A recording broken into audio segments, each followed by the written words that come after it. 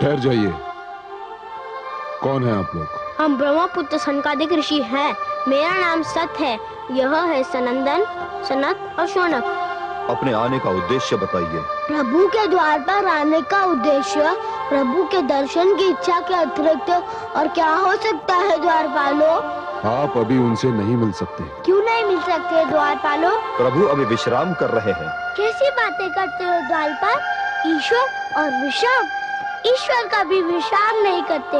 यदि ईश्वर विश्राम करने लगे तो सृष्टि का सारा काम ठप हो जाएगा। तुम हमें जाने दो। विचित्र प्राणी हैं आप। एक बार आपसे कह दिया कि आप अभी उनसे नहीं मिल सकते, तो आप लौट क्यों नहीं जाते?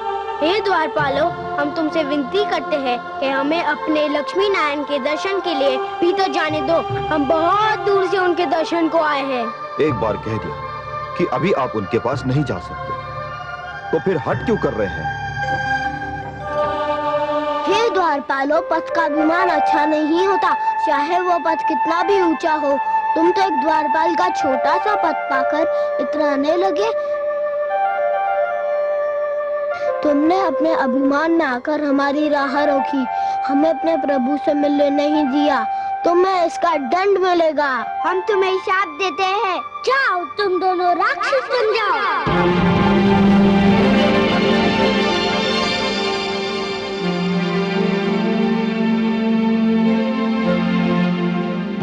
हे ऋषिगण, विष्णु लोक में आपका स्वागत है। हे प्रभु, इन ऋषियों ने हमें श्राप दे दिया।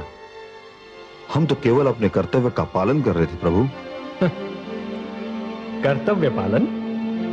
कर्तव्य पालन का अर्थ यह तो नहीं कि आप मेरे और मेरे भक्तों के बीच दीवार बन जाएं। आप दोनों से घोर अपराध हुआ है और इस अपराध का दंड तो मिलना ही था। हे जय, हे विजय, जिस प्रकार वृक्ष और उसकी जड़ का नाता कोई नहीं तोड़ सकता, उसी प्रकार मेरे और मेरे दर्शनाभिलाषी के बीच कोई नहीं आ सकता। मेरे दर्शनार्थी मेरी संपत्ति हैं जय, और स्वयं मैं उनकी संपत्ति हूं। हम दोनों का एक दूसरे पर समान अधिकार है। जब भी कोई ईश्वर और भक्त के बीच आने का प्रयास करेगा, किसी न किसी रूप में अवश्य दंड पाएगा।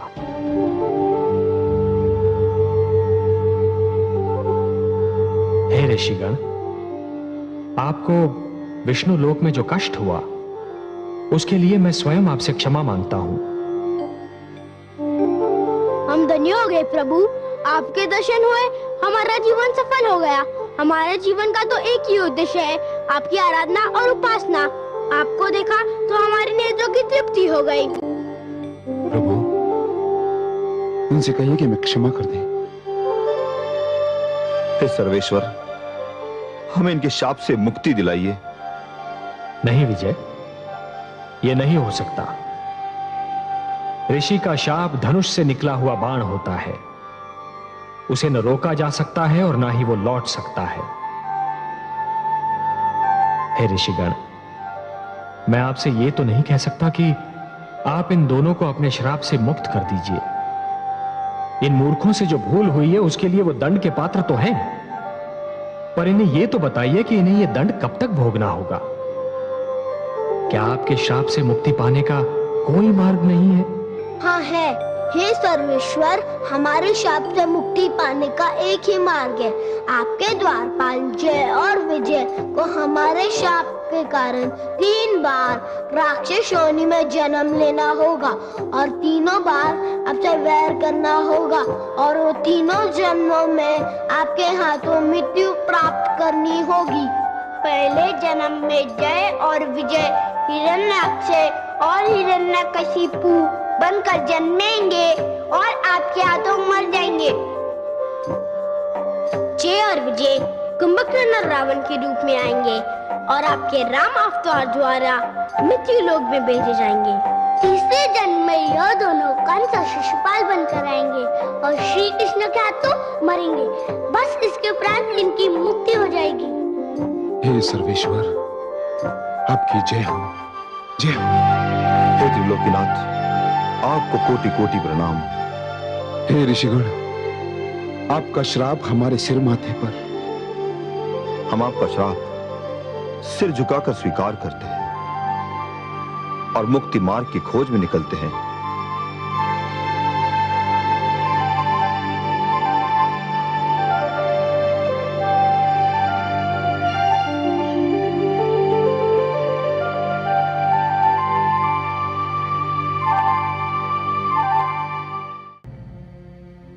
हे सर्वेश्वर, क्या बात है प्रिय? कोई इतना निर्दयी कैसे हो सकता है?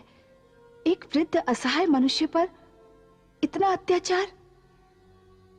कमल नयन, हिरण्यकशिपु आप पर क्रोधित है, पर क्रोध उतार रहा है निर्दोष मानव पर। आपकी क्रोधाग्नि कब भड़केगी? आप किस बात की प्रतीक्षा कर रहे हैं? समय की महादेवी, समय की। किस समय की? उस समय की जब हिरण्यकशिपु की गागर भर जाए। समय? गागर? मैं आपकी बातें समझने में असमर्थ हूं जगदीश्वर। महादेवी, अभी तो हिरण्यकशिपु के पाप की गागर में दुष्कर्म की पहली ही बूंद गिरी है। इसके भर जाने की प्रतीक्षा तो करनी होगी ना? उस समय की प्रतीक्षा कर रहा हूं मैं। पर वो ये जानते हुए कि हिरण्याक्ष अपराधी था, आपसे शत्रुता पर कमर कस रहा है। हाँ महादेवी, हरेक को मरने के लिए कोई ना कोई बहाना तो ढूंढना ही पड़ता है। हिरण्यकशिपु ने मेरी शत्रुता को वो बहाना बना लिया है।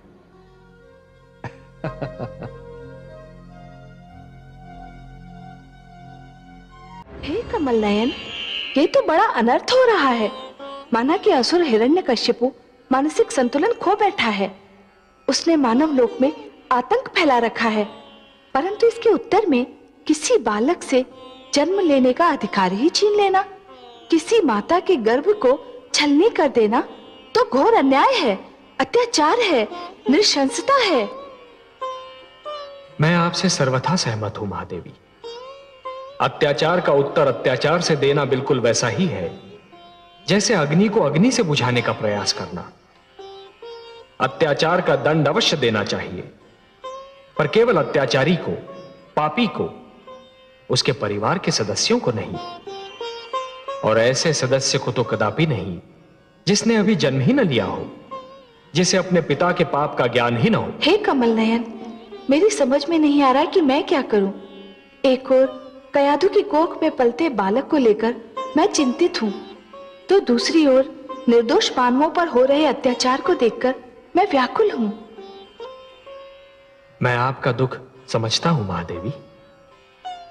यदि ऐसी स्थिति बन जाए कि दो परस्पर विरोधी गुटों की लड़ाई में दोनों ही पक्षों के केवल निर्दोष और असहाय तत्व ही अत्याचार और आतंक के लक्ष्य बन जाएं, तो हर उदार मन तड़प उठता है। फिर आपके पास तो मां का हृदय है। हिरण्यकशिपु और देवराज दोनों ही अनुचित कार्य कर रहे हैं और उन्हें एक साथ केवल आप ही रोक सकते हैं। देवराज उस मां के गर्भ में पल रहे बालक को कुछ भी क्षति नहीं पहुंचा पाएंगे। मैं आपको यह वचन देता हूं। और हिरण्यकशिपु का आतंक, उसे आप नहीं रोकेंगे? उसने तो मानवों का श्वास लेना भी दुर्लभ कर रखा है। हे महादेवी, जिस प्रकार दीपक जिस अंधकार को मिटाता है, वो अंधकार उसी के नीचे जा छुपता है, उसी प्रकार कभी कभी सत्य को असत्य के नीचे और पुण्य को पाप के नीचे ही शरण मिलती है। एक पापी सत्य को संसार से मिटाने की धुन में यह भूल जाता है कि सत्य तो वहां भी पल सकता है जहां कभी उसने सोचा ही न था। कदाचित उसके अपने घर में। मैं समझी नहीं सर्वेश्वर। असुर राज हिरण्यकशिपु ने मेरा नाम लेने वालों को समाप्त करने का प्रण किया है। उसका दंड यह है महादेवी कि मेरा सबसे बड़ा नाम लेवा उसी के घर में जन्म लेगा, उसके अभिमान को स्वयं उसका रक्त ललकारेगा। आप तो बस देखती जाइए महादेवी, उसी के बालक के रूप में एक ऐसी कहानी जन्म लेने वाली है जिसे संसार कदापि नहीं भूल पाएगा। महादेवी, जिस प्रकार विष ही विष का अंत भी करता है, उसी प्रकार असुरों के आतंक का अंत असुर पुत्र ही करेगा। उस बालक की कयाधु के गर्भ में रक्षा और हिरण्यकशिपु के आतंक का अंत दोनों ही मेरे हाथों में है। और ये दोनों कार्य मैं करूंगा। आप तो रहस्यों के रहस्य हैं, भेदों के भेद। पर अब मुझे संतोष हो गया है कि आप मेरी सारी चिंताएं अवश्य दूर कर देंगे।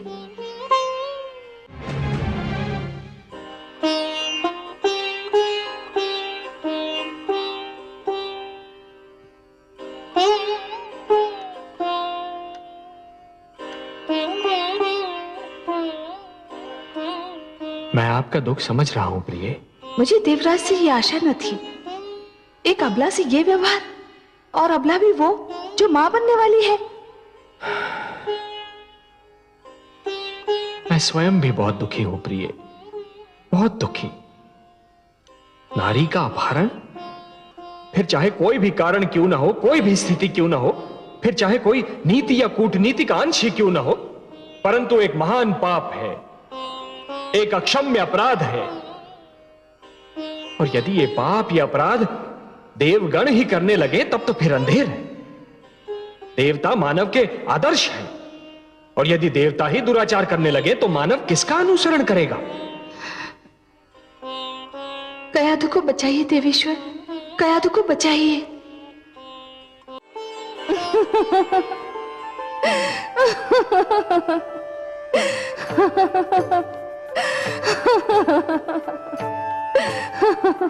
क्या हुआ महादेवी? हे कमल नयन, हमारे देवर्षि तो कयाधु को ऐसे समझा रहे हैं और उसकी इस प्रकार सेवा कर रहे हैं जैसे कि वो बहुत ही अनुभवी और जानकार व्यक्ति हो।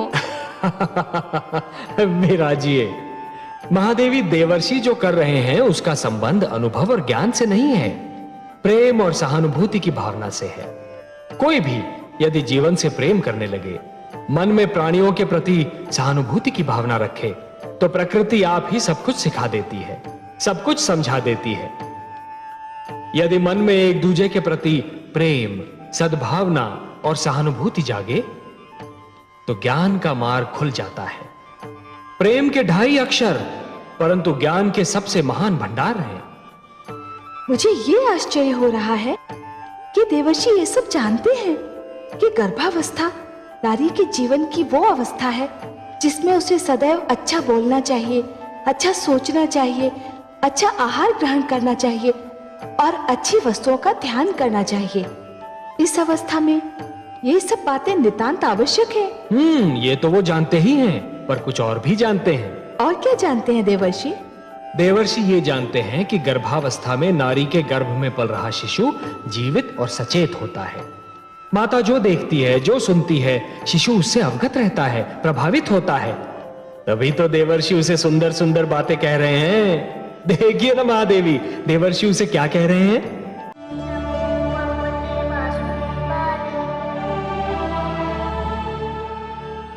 आपकी लीला बड़ी अनोखी है कमल नयन। क्यों महादेवी? जो हिरण्यकश्यपु सृष्टि से आपका नाम मिटा देने का दृढ़ संकल्प लिए हैं, उसी का पुत्र संसार में आने से पहले ही अपनी माता के गर्भ में आपके नाम की माला जप रहा है। पुत्र क्या कर रहा है और पिता क्या कर रहा है?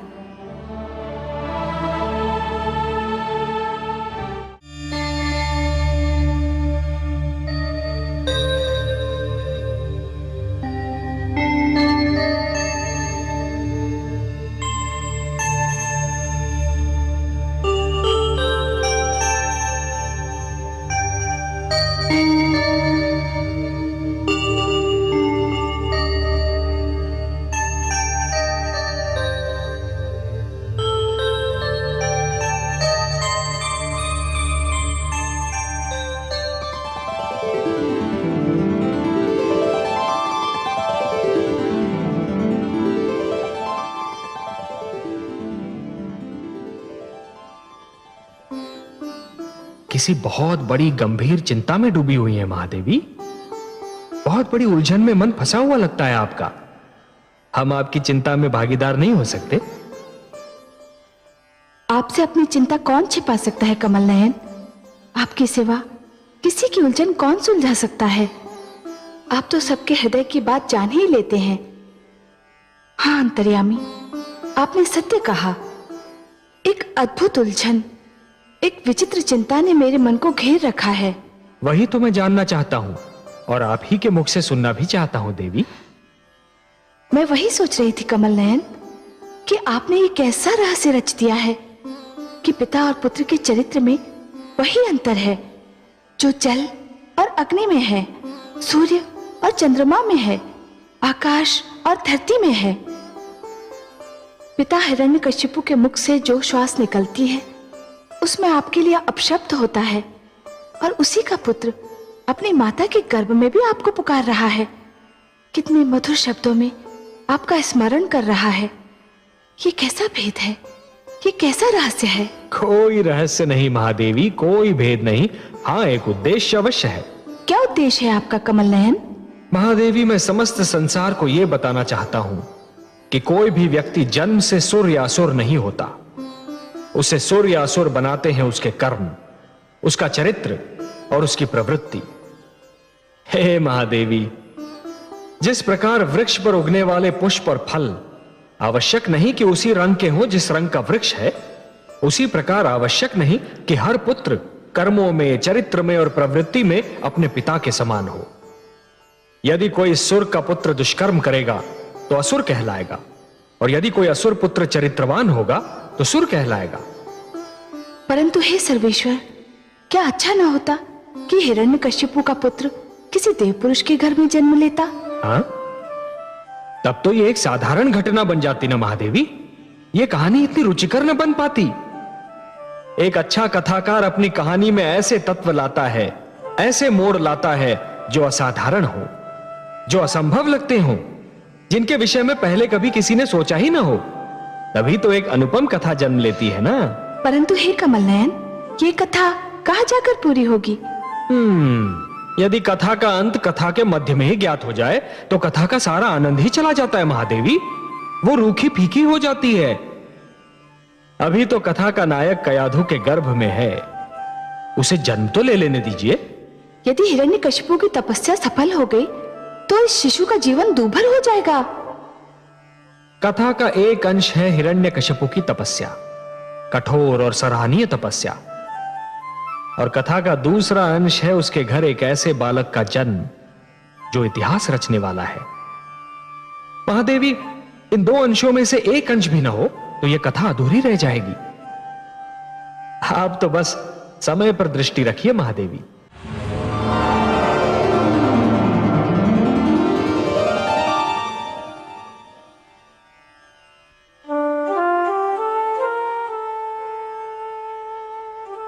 हे पद्मनाभ, आपने तो कहा था कि हिरण्यकशिपु ने आपसे शत्रुता पर कमर कसकर अपनी मृत्यु का बहाना ढूंढ लिया है।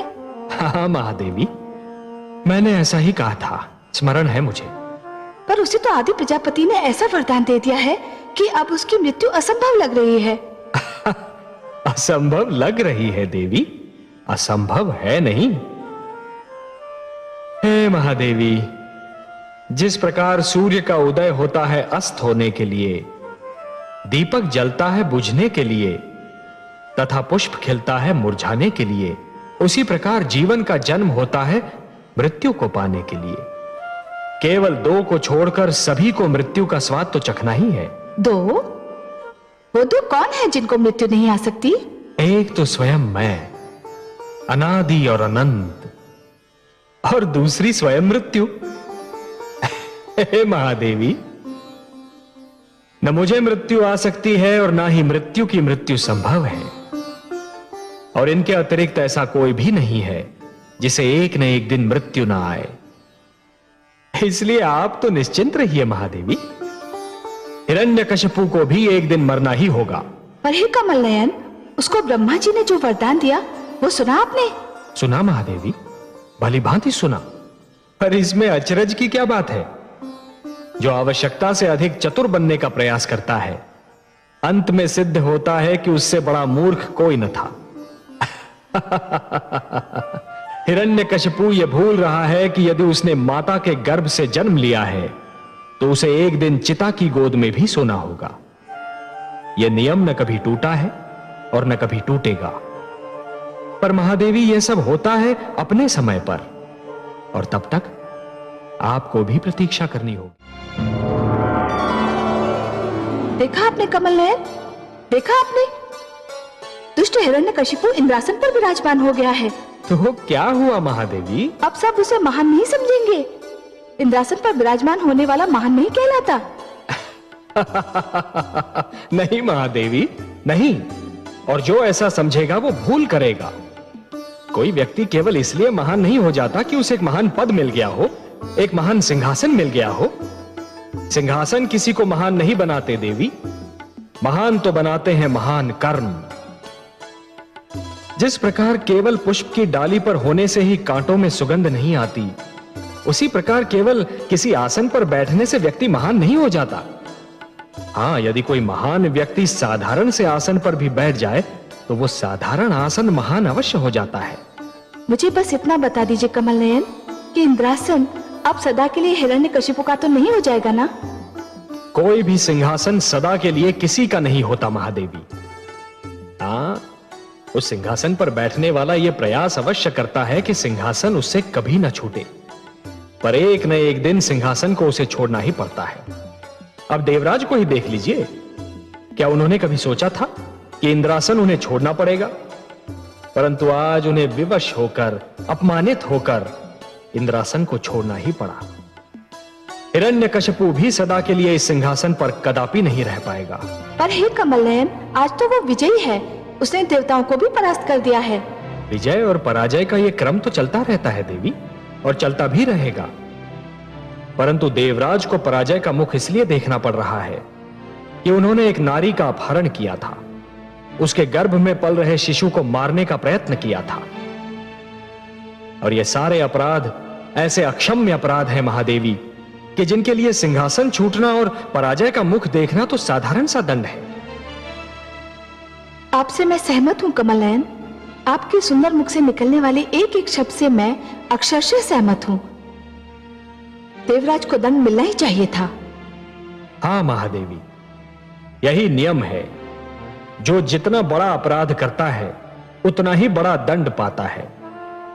इसलिए बुद्धिमान व्यक्ति तो केवल वही है जो कोई भी कार्य करने से पहले एक बार नहीं 100 बार विचार कर ले कि उस कार्य का परिणाम क्या होगा।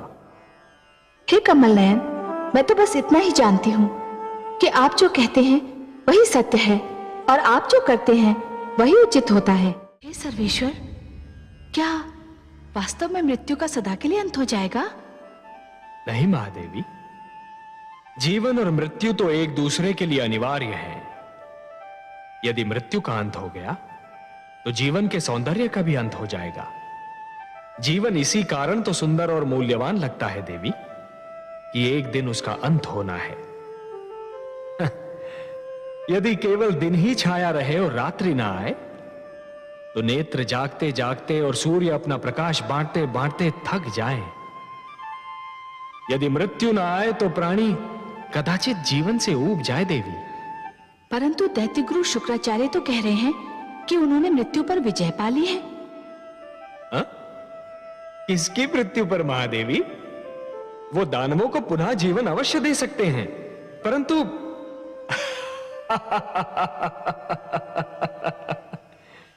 महादेवी आप तो बस देखती जाइए कि जिस अभिमान ने देवेंद्र के सिर में अपना डेरा जमा रखा था, अब वही अभिमान दैत्य गुरु शुक्राचार्य के सिर में अपना घर बना रहा है।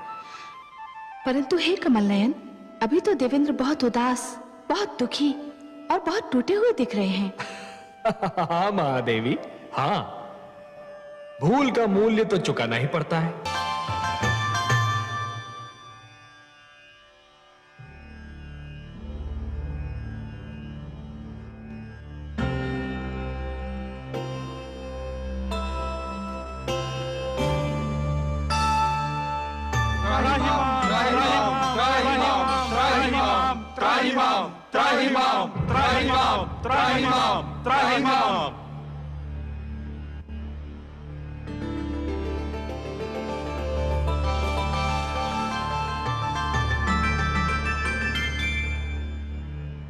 हे देवेश्वर, हम पराजित हुए।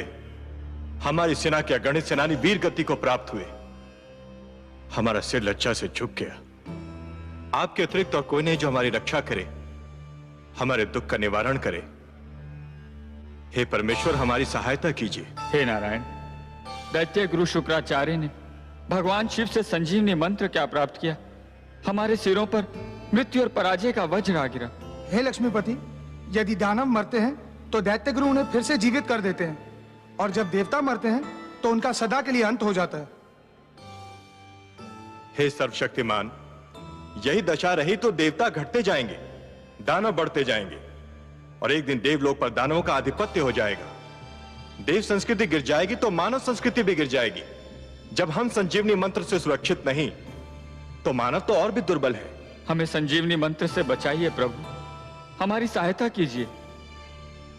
संजीवनी मंत्र का केवल एक उत्तर है, अमृत।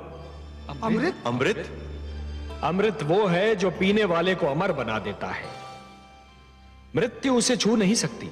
परंतु हे लक्ष्मी नारायण, अमृत हमें कहां मिलेगा, कैसे मिलेगा? देवेंद्र, अमृत आपको समुद्र से मिलेगा, सागर का मंथन करने से मिलेगा। अमृत? परंतु हे जगदीश्वर, हमें तो अमृत के विषय में कुछ भी ज्ञान नहीं। हे देवराज, जिस प्रकार दूध के भीतर माखन छिपा तो होता है, परंतु वो मिलता तभी है जब दूध को मथा जाता है, उसी प्रकार समुद्र के भीतर अनेक पदार्थ छिपे हैं, अनमोल रत्न छिपे हैं। उन्हें केवल मंथन के द्वारा ही निकाला जा सकता है। अमृत उनमें सबसे अनमोल है। सत्य तो यह है देवगण कि मंथन मथने और खंगालने की उस क्रिया का नाम है जिसके द्वारा स्वयं के भीतरी गुणों और अवगुणों की खोज की जाती है। मानव यह मंथन प्रतिदिन करता है। वो प्रतिदिन स्वयं को मथता है, खंगालता है और स्वयं के भीतरी गुणों और अवगुणों को बाहर निकालता है। आश्चर्य तो यह है कि वो मानव होकर भी इस क्रिया से परिचित है और आप देवता होकर भी इस क्रिया से अपरिचित हैं। पर हे लक्ष्मीपति, हम समुद्र का मंथन करेंगे कैसे? मंथन मथानी और डोरी की सहायता से किया जाता है। मैं आपके लिए मंदर पर्वत को मथानी बनाऊंगा और वासुकी नाग की डोरी दूंगा। परंतु एक तीसरी वस्तु की भी आवश्यकता होती है देवगण, जिसका प्रबंध आपको स्वयं करना होगा। और किस सामग्री की आवश्यकता होती है सर्वेश्वर? डोरी को खींचने और मथानी को डुलाने के लिए 2 दलों की आवश्यकता होगी देवेंद्र, जो डोरी को 2 छोरों से पकड़कर खींचेंगे। उनके बिना तो मंथन संभव ही नहीं है। बिल्कुल वैसे ही जैसे दूध मथने के लिए 2 हाथों की आवश्यकता होती है। तो हम देवता आधे एक छोर पकड़कर आधे दूसरा, यह कार्य तो सरलतापूर्वक कर सकते हैं। मंदर की मथानी को डुलाना है देवेंद्र, वासुकी नाग की डोरी को खींचना है। संजीवनी मंत्र के प्रभाव ने आपकी संख्या को घटा दिया है और आपकी घटी हुई छोटी सी संख्या इतना महान कार्य नहीं कर सकेगी। हे सर्वेश्वर, हम फिर दूसरा दल किसको बनाएं? दानवों को। दानवों को? हां, दानवों को। यदि दानव आपका साथ दें तो समुद्र मंथन संभव है, और समुद्र मंथन होगा तभी संजीवनी का उत्तर भी प्राप्त होगा। हे परमेश्वर, यह तो एक असंभव अभियान होगा। सर्वप्रथम तो दानव हमारी बात सुनेंगे ही नहीं, और यदि सुन भी लें तो मानेंगे नहीं। हे कृपा निधान, दानवों को तो अमृत की आवश्यकता भी नहीं, जिसके लिए वो हमसे सहयोग करें। उनके गुरु के पास तो संजीवनी मंत्र की शक्ति है, उन्हें तो यूं भी मृत्यु से मुक्ति मिल चुकी है। हे दीनदयाल, यदि दानव मान भी गए तो दैत्य गुरु शुक्राचार्य उन्हें कभी हमसे सहयोग की अनुमति नहीं देंगे। निस्संदेह नहीं देंगे, और यही तो आप सबके विवेक और बुद्धि की परीक्षा होगी देवगण। आपको दैत्य गुरु शुक्राचार्य को भी अपने तर्क से संतुष्ट करना होगा। पर हे देवेश्वर, उनके आगे हम क्या तर्क रखेंगे? देवेंद्र, आप दैत्य गुरु शुक्राचार्य को यह समझाएंगे कि संजीवनी मंत्र मृत्यु का मात्र क्षणिक उपचार है। संजीवनी जीवन की एक ऐसी कुंजी है जो खो भी सकती है, जो टूट भी सकती है, परंतु अमृत मृत्यु का स्थायी उपचार है। अमृत पान करने वाला मृत्यु पर सदा के लिए विजय प्राप्त कर लेता है। परंतु हे नारायण, इसका अर्थ तो यह हुआ कि हमें दानवों के पास सिर झुकाकर जाना होगा, उनसे सहयोग और सहायता की भिक्षा मांगनी होगी। क्या यह समस्त देवलोक का अपमान नहीं होगा? क्या अपमान में अब भी कोई कमी रह गई है देवराज? शब्दों के जाल में मत उलझिए देवेंद्र, शब्दों के जाल में मत उलझिए। आंधी आए तो आंखें फाड़कर पथ पर आगे बढ़ते रहना कोई बुद्धिमत्ता नहीं है। ऐसे में बुद्धिमत्ता तो वो है कि नेत्र मूंद कर बैठा जाए और आंधी के निकल जाने की प्रतीक्षा की जाए। शस्त्रधारी शत्रु से निहत्थे लड़ना यह कोई वीरता नहीं है देवगण, यह तो आत्महत्या है। ऐसे में वीरता तो यह है कि शत्रु को शांत रखा जाए, यदि आवश्यकता पड़े तो उसकी प्रशंसा भी की जाए और उससे लड़ने के लिए शक्ति जुटाई जाए। शत्रु से सहयोग और सहायता लेना भी रणनीति का अंश है देवेंद्र। एक प्रश्न अभी रह गया सर्वेश्वर। वो भी पूछ लीजिए। यदि दानवों ने सहयोग देने के लिए यह मांग की कि अमृत उन्हें भी दिया जाए, तब क्या होगा? संजीवनी के साथ अमृत भी उन्हें मिल गया तो उनकी शक्ति दुगनी हो जाएगी। असंभव, असंभव देवेंद्र, असंभव। समुद्र मंथन से अनेक पदार्थ निकलेंगे, अनेक सामग्रियां निकलेंगी, अनमोल रत्न निकलेंगे, उन सब का बंटवारा संभव है, परंतु अमृत पर केवल देवताओं का अधिकार होगा। उसकी एक बूंद पर भी दानवों का अधिकार नहीं होगा। अब यह कैसे होता है, यह देखना मेरा कार्य। यदि दानवों ने अमृत मांगा तो मैं स्वयं बीच में आऊंगा। हे त्रिलोकीनाथ, आप संकट नाशक हैं, तारनहार हैं, हमारे नायक हैं। आपने इस निराशा में आशा का दीप जला दिया। हमें अनुमति दीजिए जगदीश्वर। आपका और माता लक्ष्मी का आशीर्वाद हमारे साथ रहा तो हम अवश्य अपने अभियान में सफल होंगे। हम शीघ्र ही लौटकर दानवों का सहयोग मिलने का समाचार आपको सुनाएंगे। शुभस्य शीघ्रम।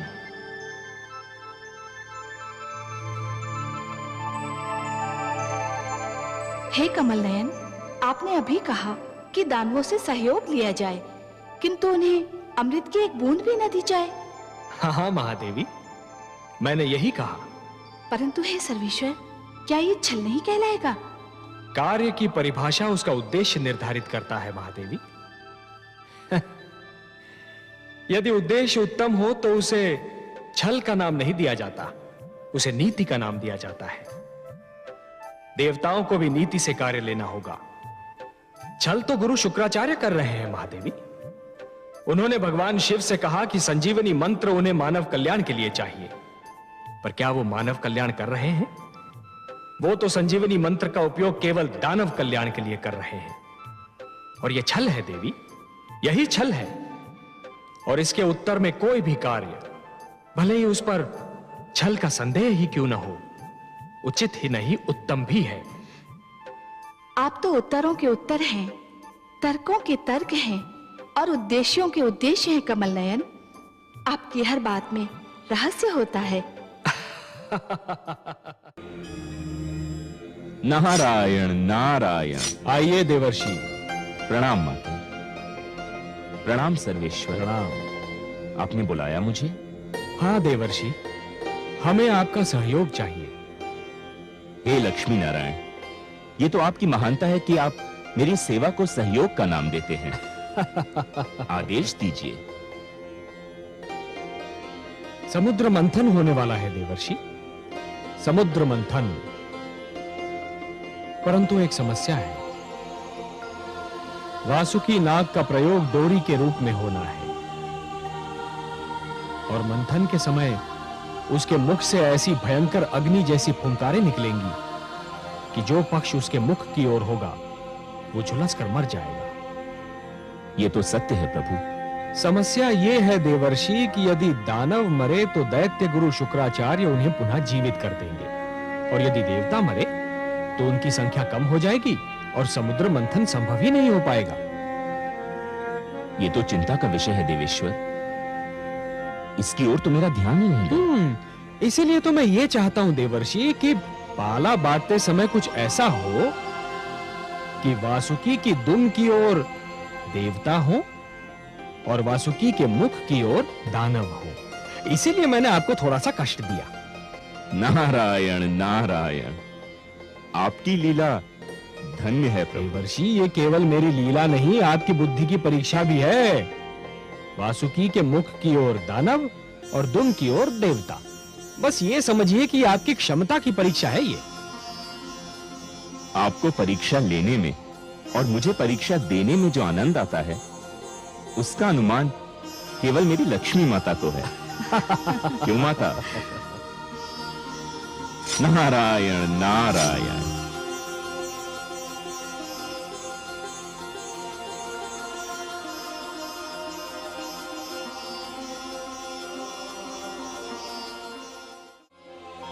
ये धरती से पुकार उठ रही है, मुझे बुलाया जा रहा है। हाँ कमल नयन, संकट बढ़ रहा है, मंथन असंभव सा लगने लगा है। और यदि मंथन नहीं हुआ तो जीवन संकट में घिर जाएगा। देवता अमृत से वंचित रह जाएंगे और दानव संस्कृति की जीत हो जाएगी। परंतु हे कमल नयन, मंथन कैसे होगा? मंदराचल तो समुद्र में डूबा जा रहा है। उसे स्थिर करने के लिए कोई महान ठोस वस्तु मिलेगी कहां से भला?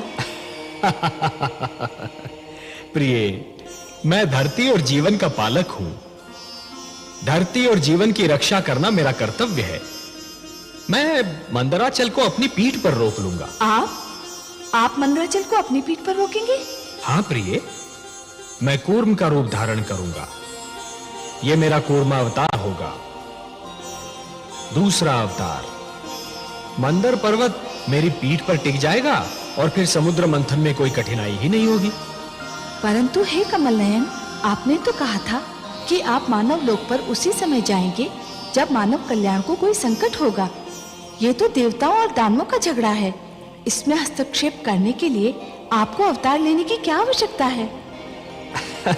हे महादेवी, मैंने कहा ना कि यदि सागर मंथन नहीं हुआ तो दानव संस्कृति जीत जाएगी, और यदि दानव संस्कृति जीत गई तो सर्वप्रथम मानव संस्कृति को मिटा देगी। देवता उनके आगे नहीं टिक पा रहे तो मानव कहां से ठहरेगा? वो तो और भी दुर्बल है। और इसीलिए यह देवताओं और दानवों के झगड़े से अधिक मानव कल्याण का प्रश्न है। मुझे जाना ही होगा। और मैं, क्या मेरे भाग्य में फिर वियोग की घड़ियां लिखी हैं? प्रिय, वियोग के उपरांत जो मिलन होता है उसका आनंद ही कुछ और होता है। वियोग तो मिलन की मिठास बढ़ा देता है प्रिय। और फिर यह वियोग इतना लंबा नहीं होगा।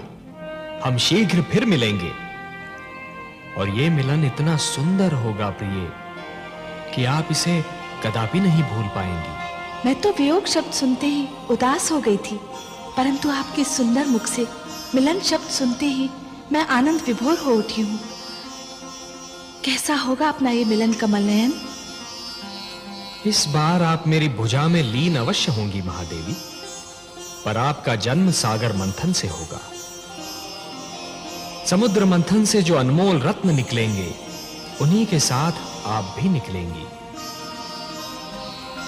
हे महादेवी, अमृत और आप, यही दो तो इस सागर मंथन की सबसे सुंदर उपलब्धियां होंगी। आप प्रेम का प्रतीक हैं, ममता का स्वरूप है, और जीवन के लिए प्रेम और ममता अमृत से कम नहीं देवी। सत्य पूछिए तो प्रेम और ममता तो अमृत से भी कहीं अधिक सुंदर और महान है। अमृत तो केवल देवताओं के लिए होगा देवी, परंतु आप इस सागर मंथन की सबसे महानतम उपलब्धि होंगी, क्योंकि आप ही मानव कल्याण का सर्वश्रेष्ठ साधन बनेंगी।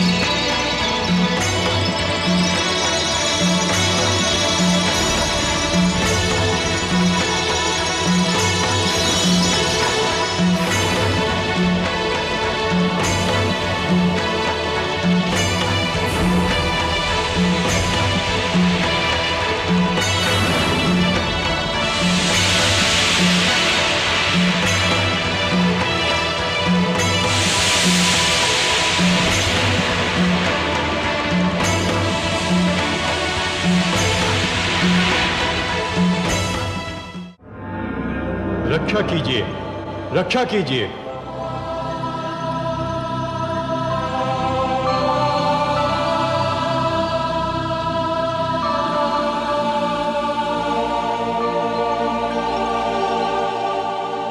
रक्षा कीजिए हे त्रिलोकीनाथ, आपकी सृष्टि संकट में है।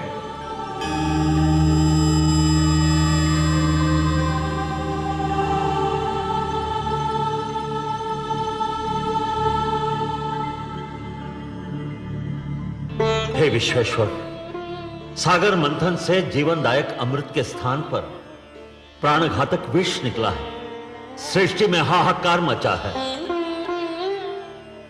हे आदि प्रजापति, हे देवगण, जीवन को अमर बनाने के लिए मृत्यु से हर पग पर टकराना तो अवश्य पड़ता है। इसी संघर्ष में तो जीवन का सौंदर्य निहित है। जब शिशु माता के गर्भ में होता है तो उसे हर क्षण मृत्यु से संघर्ष करना पड़ता है। शिशु के जन्म से पूर्व माता भी जीवन और मृत्यु के इसी संघर्ष का अनुभव करती है। परंतु जैसे ही शिशु का जन्म होता है, समस्त सृष्टि मुस्कुराती है।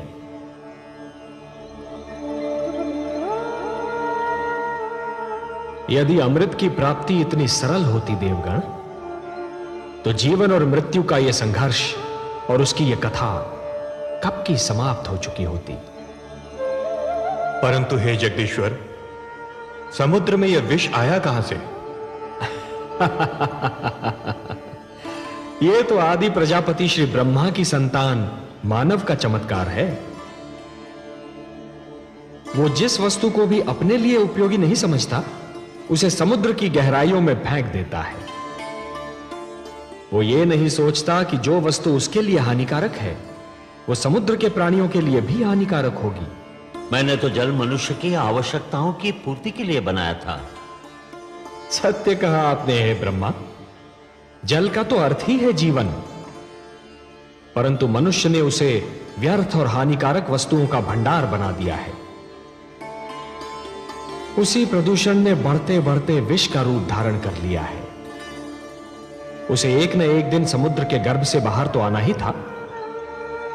हे लक्ष्मी नारायण, क्या यह नहीं हो सकता कि यह विष जहां से आया है, इसे उसी समुद्र में वापस फेंक दिया जाए? नहीं देवराज, नहीं। यह समस्या का समाधान नहीं है। यह तो समस्या से भागने का एक असफल प्रयत्न है। यदि इस विष को पुनः समुद्र के गर्भ में फेंक दिया गया, तो वो दृष्टि से ओझल अवश्य हो जाएगा, पर उसके अस्तित्व का अंत नहीं होगा। वो कल फिर समुद्र के गर्भ से बाहर निकलेगा, किसी और पीढ़ी के लिए संकट बनेगा।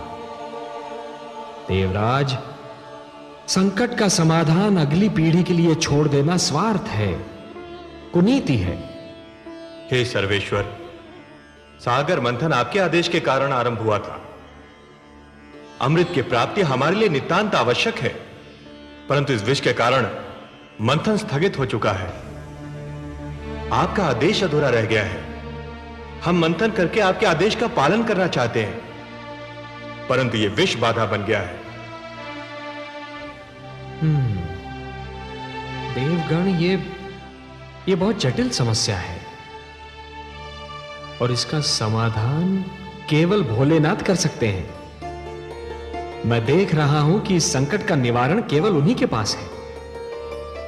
चलिए, मैं भी आप सबके साथ उनकी सेवा में चलता हूं।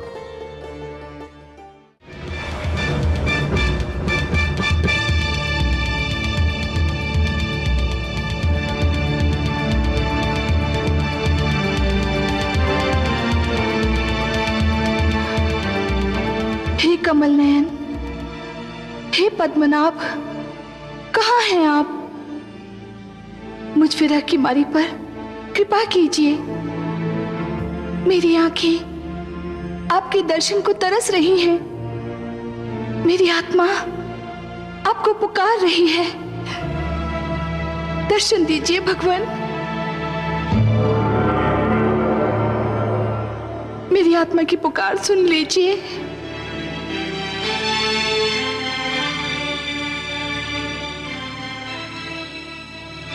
महादेवी। कमल नयन। आपने हमें पुकारा, हम आ गए आपके पास। कमल नयन, आपने मुझे अपनी भुजाओं में ग्रहण करते समय कहा था कि इस बार हमारा मिलन बहुत ही मधुर होगा। हाँ देवी। परंतु धरती पर मुझे आपसे दूर करने की चेष्टा की जा रही है। देवता और दानव मुझे आपसे छीनने के लिए तत्पर हैं, एक दूसरे से युद्ध करने के लिए तैयार हैं।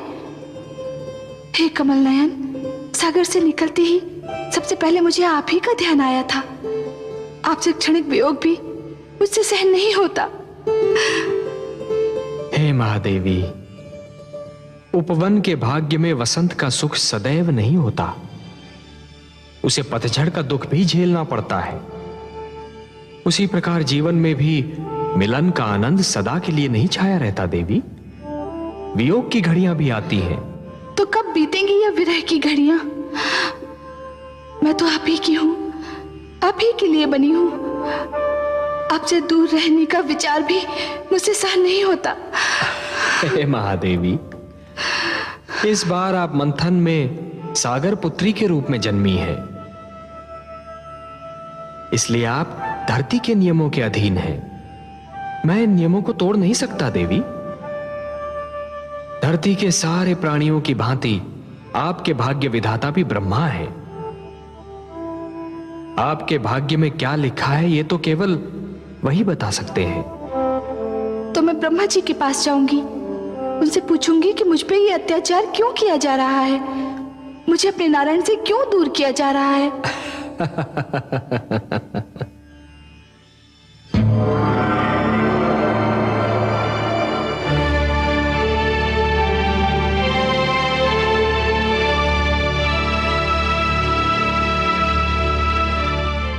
लक्ष्मी नारायण की, लक्ष्मीपति की, लक्ष्मी नारायण की, लक्ष्मीपति की, लक्ष्मी नारायण की, लक्ष्मीपति की। स्वागत है सर्वेश्वर। स्वागत है माता। आइए।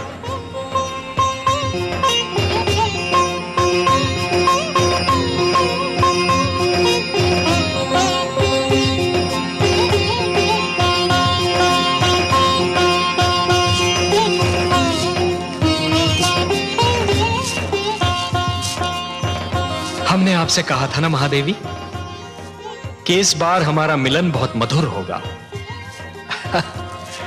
ऐसा जिसे आप कदापि नहीं भूल पाएंगी। कैसा लगा आपको यह मिलन? बहुत सुंदर, बहुत मधुर, अनुपम। किंतु हे कमल नयन, जब तक आप नहीं आए थे मेरे हृदय की गति रुकी जा रही थी। एक क्षण का भी और विलंब करते आप तो। विलंब क्यों करता देवी? आपका मन मुझे पुकार रहा था। जब भी कोई मुझे मन से पुकारता है तो मैं उसके पास जाने में एक क्षण का भी विलंब नहीं करता। और आप तो देवी, जिन रंगों से हमारा जीवन चित्र बना है ना, उस चित्र के सुंदरतम रंग आप हैं। आपके बिना तो हमारा जीवन अधूरा है, अस्तित्व अधूरा है। तो आपके पास आने में मैं विलंब क्यों करता?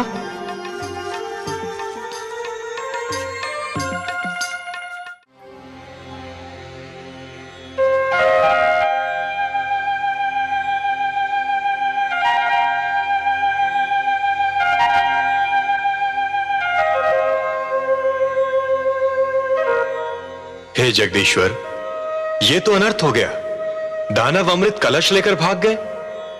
संजीवनी और अमृत दोनों की शक्ति पाकर तो वे समस्त सृष्टि का सर्वनाश कर डालेंगे। असंभव, यह असंभव है देवराज। यदि संसार पर दानव संस्कृति का राज हो गया तो सृष्टि की रचना का सारा उद्देश्य ही समाप्त हो जाएगा। सृष्टि की रचना तो सुंदर विचारों के पनपने के लिए, शांति की सुगंध फैलाने के लिए और मानव को उन्नति के शिखर तक पहुंचाने के लिए की गई है। नहीं देवेंद्र, नहीं। धरती पर दानवी विचारों के लिए कोई स्थान नहीं है। दानव संस्कृति का उत्थान सृष्टि के सौंदर्य का अंत होगा और मैं यह कदापि नहीं होने दूंगा देवेंद्र। आप चिंता न कीजिए, अमृत पर केवल देवताओं का अधिकार है और अमृत कलश को आप तक पहुंचाना मेरा उत्तरदायित्व। हे त्रिलोकीनाथ, आप चाहें तो क्या नहीं कर सकते। यह आशा लेकर ही तो हम आपके चरणों में उपस्थित हुए हैं।